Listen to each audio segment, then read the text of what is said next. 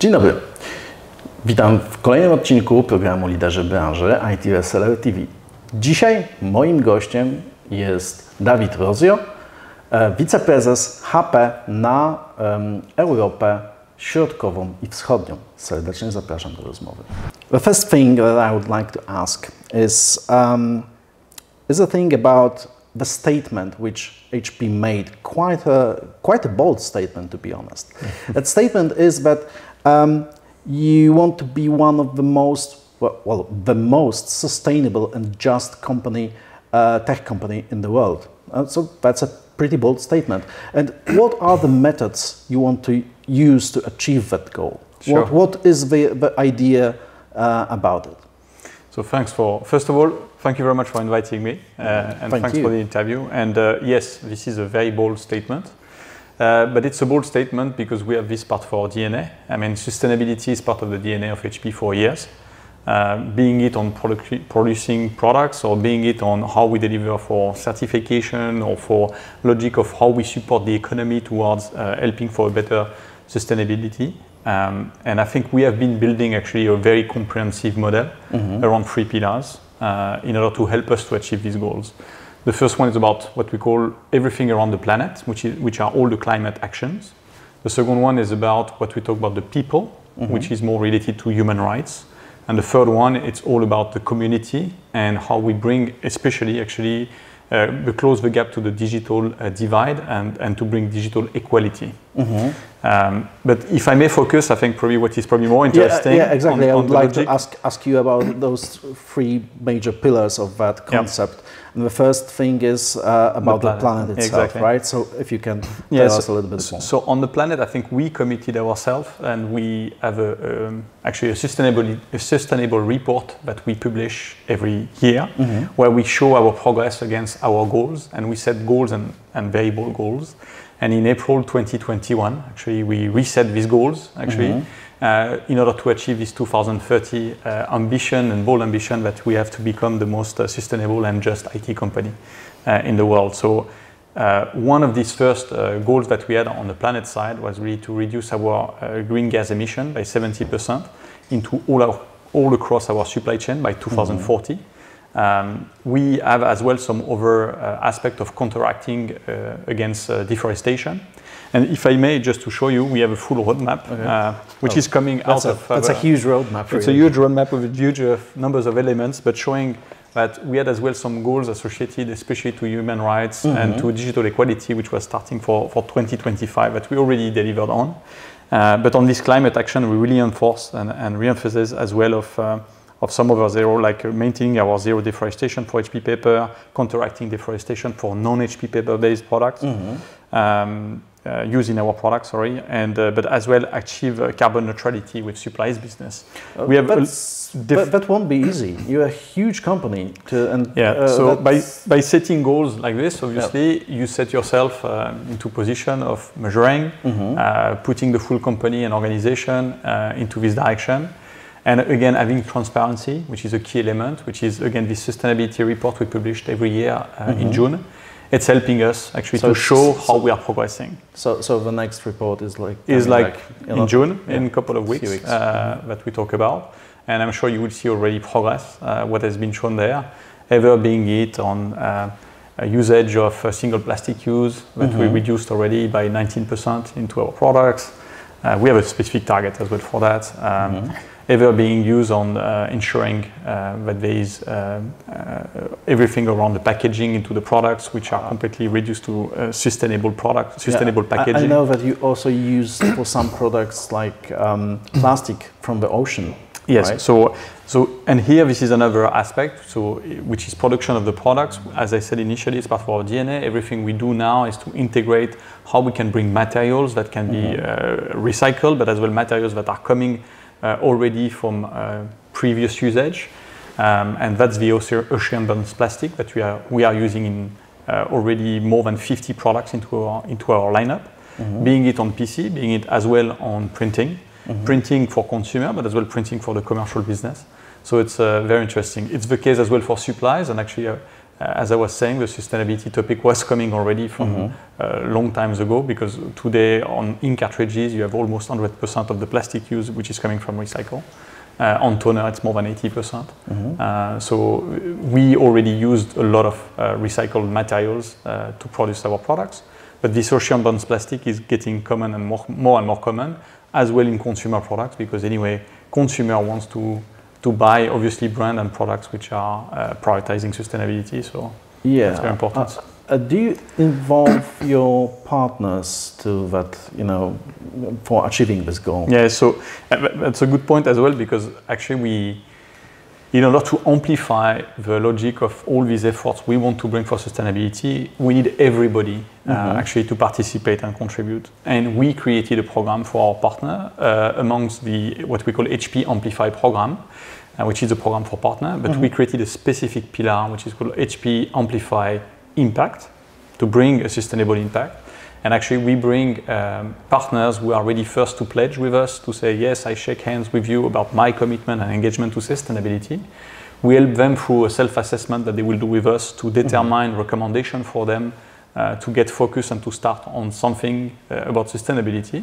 And then we'll start to train them, give them access to resources, content, as well assessment for their own customer, in order to be able to actually deliver business. Because sustainability, even if it's part of our DNA from what we have been doing for years, it's still a big problem to solve. So it's still a big opportunity for our partners to be able to sell some services, to be able to sell in a way that is the proper way for their customer. Okay, great. Okay, so let's skip to another topic, which is kind of an idea of current times, I guess. Some people call it that we live in fourth industrial revolution. You might call it a digital revolution as well. We work from home or work in a hybrid model, or probably most of us shop online. Well, I know I shop online quite often. And those things are like natural for us today, but wasn't a thing like 20 years ago. So it's like completely changing the world. But I'm wondering what the term itself, digital revolution, means for the tech company like HP. How do you think it is? I mean, for us, it's a big topic. We are in a digital company. We provide digital solutions, I would say, for selling our hardware, obviously. And I think there is, in this digital revolution, a very good thing that we need to provide products that can help to develop this digital revolution, as you are mentioning it. And there is another aspect that we have to pay attention anyway, because it can be as well a danger, is how do you make sure that you don't create inequality between this digital, I would say, divide that you can have for people not probably getting access to hardware or getting access to internet connections or not getting access to content and resources that can help them to develop. But we do believe that IT and the digital revolution is helping anyway for developing economy, developing education, developing business, health, and this is anyway the directions to go for. Now, to go after this digital divide, we do have, and this is the third pillar I was talking about sustainability before, which is about digital equality. I think it's an important topic for us. I know, because your company did quite a huge statement about this as well. I mean, you've mentioned that you will support accelerating access to digital solutions for 150 million people. That's correct. And actually, it's like a really huge number. I mean, like population of Germany and France together, probably something like that. So it's like probably huge, really huge. But it's a huge bold statement again. But this is nothing new from our bold statement. It's because we already started years ago having this first bold statement by 2025 to have better learning outcome for 100 million people. And actually this 150 million is an acceleration, is what we call this digital acceleration and to equality for 150 million people is the continuity of the statement we had before. Now is how do we accelerate? The first statement that we put to make it in 2025, we started with a lot of projects since 2013-14. Myself, I was in Africa for the last 6 years ago, and we did some projects in order to bring this better outcome learning and to achieve this 100 million people by having different projects supporting United Nations Women. Can you give an example of such project? But we had an example in Tunisia where we developed with the HP Foundation. We have a program which is called HP Life.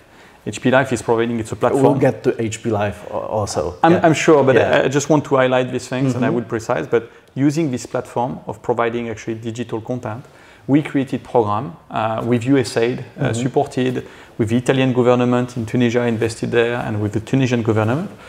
We supported a program to help and support entrepreneurs in remote areas of Tunisia. And the intent of this program... not in the large cities, but outside large Exactly. cities. Outside of the large cities, being able to promote education, promote entrepreneurship, helping them and mentorship, actually people that can create their own business in this remote area. And this with the objective, which was to create 14,000 actually employment. And this happened. This was created in 2014. And today the program is still running, the employment has been created, and this is the type of example of what has been done as program. Great. But we did many other things since then. So talking about acceleration to go to 150 million people, we launched in January 2022 a program which is called Digital Accelerator. We launched it in 3 countries, US, India, and Morocco.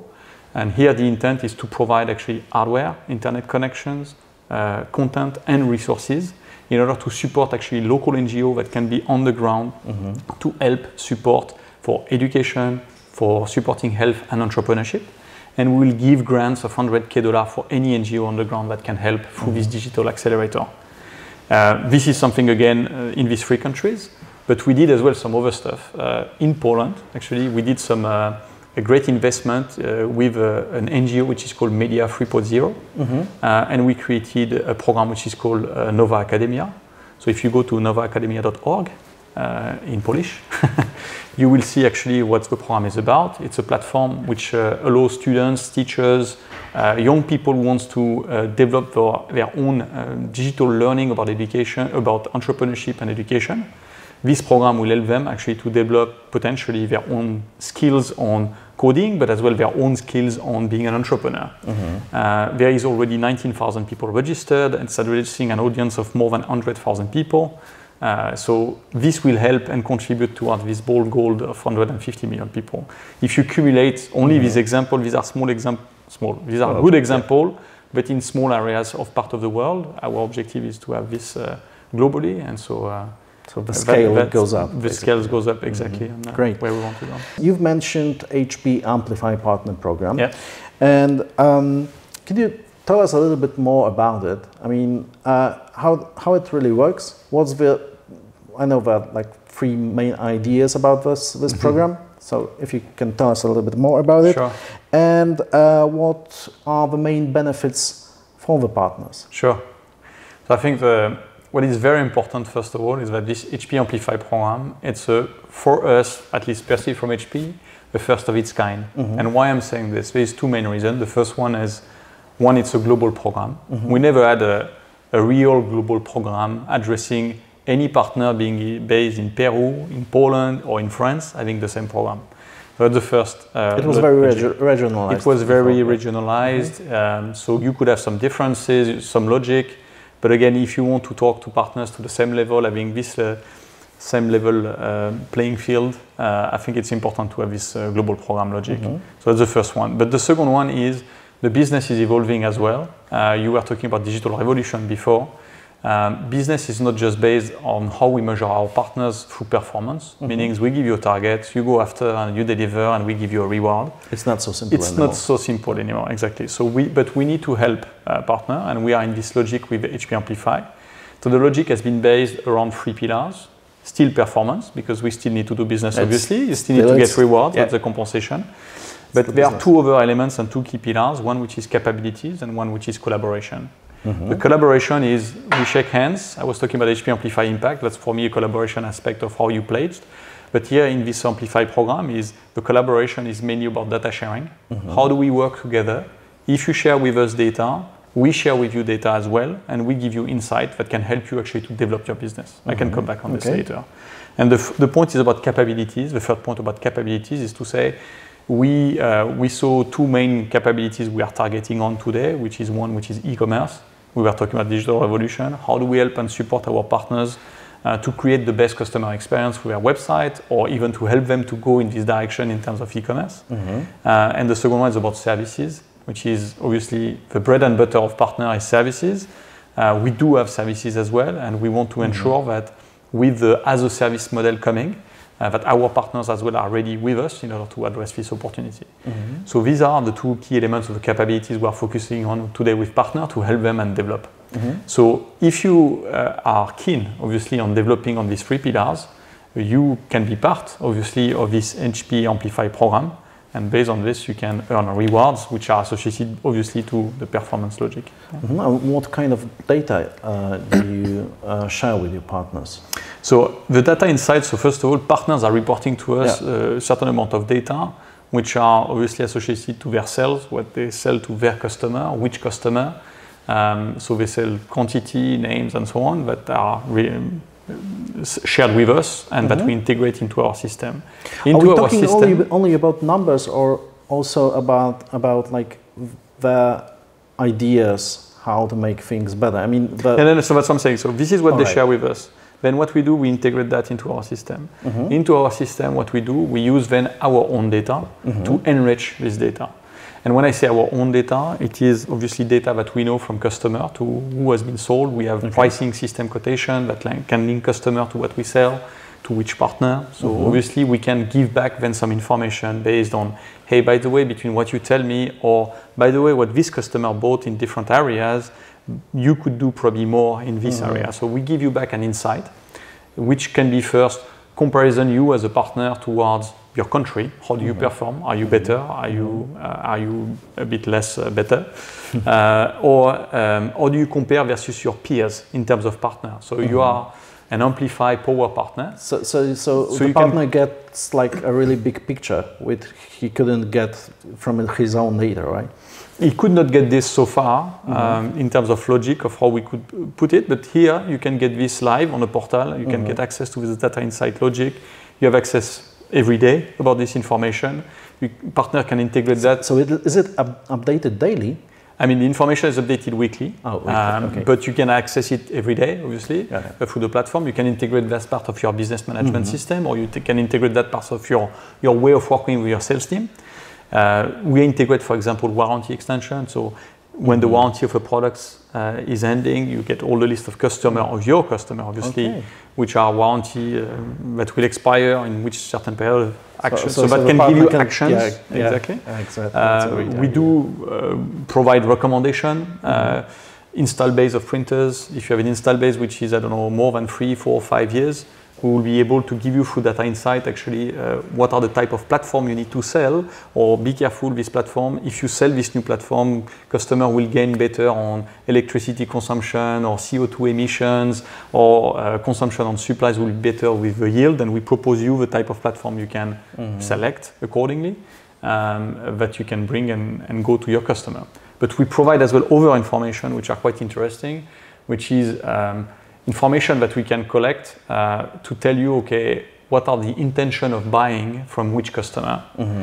Based on information that we collect from, obviously, from the data from the web, we can connect actually this customer is looking for this information about security. So probably you should call them now and talking about HP wall security solution. Basically, you're creating opportunities for your partners. Exactly. So the intent is really to show them through this platform and data insight where are the opportunities and what they can focus on. But the point of this data insight topic is really that they can take action and that they can make sales. So that's really the point. It's not just sharing about sharing. It's about how can you act through the data that it's really usable. Yes. Yeah. Great. We're today in Warsaw. So like the city which was which grew in 3 months almost like 10 to 15% of its population. And obviously I'm talking about refugees from Ukraine. Yeah. HP involved in the help for Ukraine and the refugees from that country? So first of all, yes, that's a terrible aspect of what we can talk about, but I mean, it's very sad about what happened, obviously, with this escalation in terms of the war in Ukraine, and obviously with the consequences of this humanitarian crisis that we are in. Personally, I'm in charge of Poland, but as well of these all neighboring countries around actually Ukraine. So all of these countries has been affected. Obviously, Poland has been the most affected in terms of number of refugees, and that's very sad to see that, obviously. But from day one, since it happened, HP, and when I say HP, yeah, if we talk about Poland, HP Poland locally and all the employees have been shocked, has been disturbed by all the situation, but has been on the ground to help and support.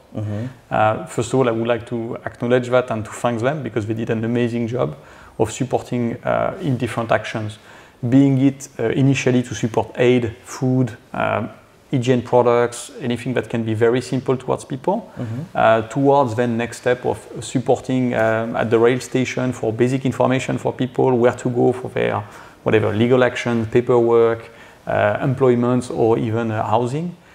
So they have been supporting, but they have been supporting as well of supporting some local NGOs in order to have donations of PC, donations of notebooks, not necessarily initially in big volume, but in their I would say in their environment of what they could do locally. That was the local actions and what they did locally, and that was for me amazing to see first the crazy emotions which was coming out, but the craziness as well of the willingness to help. But beside this, HP overall as a corporation, I mean, first of all, we took a stance straight from the beginning about how we stop shipment, obviously, to Russia and Belarus. But on top, what we did is that we give actually grants through the HP Foundation. So the HP Foundation give grants toward different, I would say, NGOs. So UNHCR to manage the refugees, UNICEF for kids, and as well the Red Cross, the Polish Red Cross actually, where we give a first grant. And I think this was at the end of February, beginning of March, when we give this grant, first of all. So like a week after the war started. On the beginning, yes. And actually recently, in the end of March, I think it's 24th of March, we announced another grant where we give $3 million this time, which was allocated only for the neighboring countries of Poland. And we know that anyway, more than 60% of this money will go back to Poland and to NGOs in Poland. So we are right now into the process of finalizing this with the current NGO on allocation on the ground. But this is just to show that HP has been extremely supportive into this. We are still shocked, and I'm sure we can always do more. And there are actually a current program that we are working on as well in parallel in order to even give more. So bear with us. Wait for a couple of weeks that we can better communicate on it, but there are other things coming. It's a last topic for us today, and it's a little bit more pleasant than the previous one. Thank you. It's about HP Live, which is a program running for 10 years now. So it's pretty old for a program ongoing still. I know that's a educational program basically, and my question is it only focused to very young people, like students or kids, school kids, or is it something more? Because the tech knowledge is like basics in today's world, right? So let me explain what is HP Live first, because I think it's very important that people understand. Life means learning initiative for entrepreneurship. So that's why how HP Live has been created. And HP Live has been created to have a platform where you can have courses online free of charge through a community that you can share. And these courses are really to help you to drive an economic opportunity, so to help you for entrepreneurship. What kind of skills are well, I can how to build a business plan, how to create your marketing plan. Now, how do you do your social media campaign? These type of things I'm talking about. But we integrated as well some other courses that can be linked for 3D printing. So a little bit more tech. A little bit more tech. But the logic is really entrepreneurship initially. And I think the beauty of the program, as I said, it's a platform. And it's a community, so people can share and share experience. And this platform is global. You have multiple languages, English, German, I think you have Spanish, Arabic, Japanese, I cannot recall, but there's 8 or 9 languages there. And we do have as well, even for some country, where we do make some specific translation that we can reuse the content for specific programs, such as in Romania, we are working with Junior Achievement to actually use this content for their students. So students where the curriculum of entrepreneurship is not part of their curriculum as a student, we integrate this curriculum, part of their own curriculum, and Junior Achievement is helping them actually to mentor, to help them to develop their business through this program of entrepreneurship. Okay. Just in Romania, we had more than 100,000 people that went through HP Life. So really? That's huge. So I was talking the example of Tunisia. We use HP Life as a background. Right now we are doing the same in Greece and with HP Life with a curriculum again for supporting startup in Greece. The Nova Academy I was talking about is using as well HP Life in the same logic. And it comes back towards, again, HP Life for me is the baseline of how we can achieve this 150 million people we are targeting in order to close the gap on digital divide. So that's the logic of the HP Life aspect. Personally, I'm very involved on this logic of HP Life. Myself, I have been an entrepreneur, so it's close to my heart. And I think if you can make a difference wherever you go, entrepreneurship is a logic of, as I say, an economic opportunity. Wherever country you will be, there will be opportunity. And I think that's a topic that can be very interesting. If you create through a digital learning platform, I would say this type of program, you will create opportunity on any type of business. So it's not specific for students, it's not specific for an adults. It can be for any, I would say, people, but it's not for people who did a PhD or an MBA somewhere. That's not the logic. The logic is really to help close the digital divide in the logic of bringing content here on entrepreneurship to people who do not have this access today through different programs that we can help them to grow personally and into their business. Great. Okay. I know that you're a very busy person and time is catching up on us. So I'm very glad that we had an opportunity to talk today, and I hope we'll see each other soon on some other occasion. I hope so as well, and thank you very much for your time. Thank you very much. Thanks for the questions. I appreciate it. Thank you. Thank you.